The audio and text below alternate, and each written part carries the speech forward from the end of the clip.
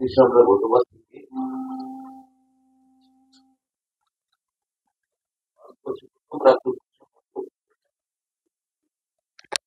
শিক্ষা দপ্তর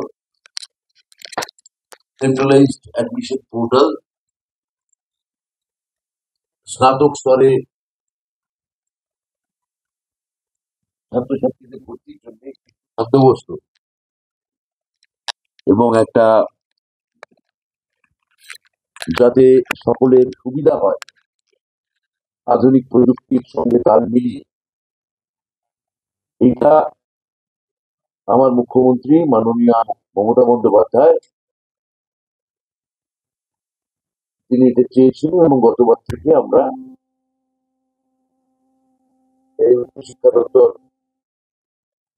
এটা শুরু করেছিল। 2024-25 সালে পশ্চিমবঙ্গে এটা ভারতবর্ষের প্রথম রাজ্য হিসেবে এটি এই পোর্টালটি আত্মপ্রকাশ করে। আজকে এটি এর দ্বিতীয় বাৎসরিক পূর্তি এবং এই উপলক্ষে আজকে আমি এই দপ্তরের ভারপ্রাপ্ত এবং আমার প্রধান সচিব শ্রী বিনোদ কুমার মহাশয় তিনি এখানে আছেন। উচ্চশিক্ষা দপ্তরের প্রায় সমস্ত আধিকারিকরা এখানে উপস্থিত হয়েছেন এবং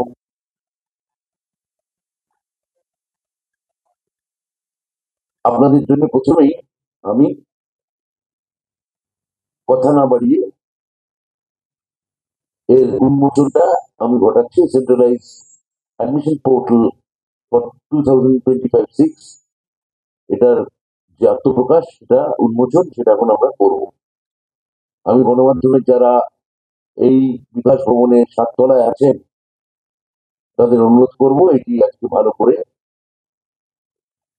যাতে সর্বস্তরে প্রকাশ করেন, প্রচার করেন। আপনাদের সকলকে আমি স্বাগত জানাচ্ছি। আমাদের দপ্তরের আধিকারিকরাও যারা আজকে দেখছেন বা শুনছেন সবার পক্ষ থেকে আমি আপনাদের স্বাগত জানাচ্ছি।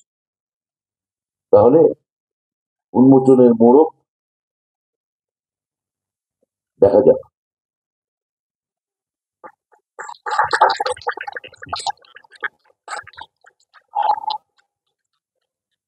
গত 2024-25 শিক্ষাবর্ষে মোট 4,44,190 জন ছাত্রছাত্রী এই পোর্টালটির মাধ্যমে সরকার পোষিত অর্থাৎ গভর্নমেন্ট এইডেড মোট 16টি বিশ্ববিদ্যালয়ের অধীনে 461টি কলেজে ভর্তি হয়েছিল।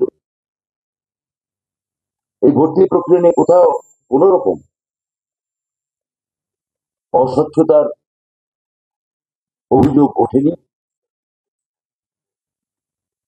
সে কি করবো, সাউন্ড যাচ্ছে না, হোল্ড।